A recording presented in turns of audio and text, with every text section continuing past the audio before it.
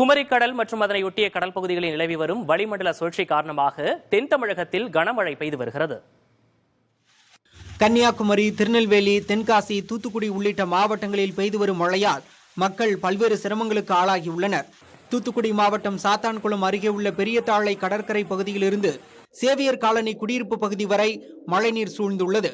இதனால் அப்பகுதிக்கு சென்று வர முடியாமல் பொதுமக்கள் கடும் சிரமம் அடைந்து வருகின்றனர். மோசமான வானிலை காரணமாக தூத்துக்குடி செல்ல வேண்டிய 2 விமானங்கள் மதுரையிலேயே தரையிறக்கப்பட்டுள்ளன. அதிகபட்சமாக மூலக்கரைப்பட்டியில் 20 சென்டிமீட்டர் மழை பதிவாகியுள்ளது.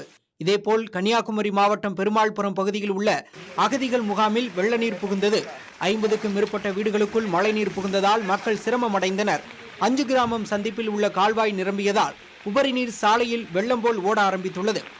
தொடர் மழை காரணமாக பாபநாசம், மேற்கு தொடர்ச்சி மலைப்பகுதியை ஒட்டிய காரையார் அணைக்கு நீர்வரத்து அதிகரித்துள்ளது. அணையின் நீர்மட்டம் 143 அடியாக இருக்கும் நிலையில் நீர்மட்டம் 126.5 அடியாக உயர்ந்துள்ளது.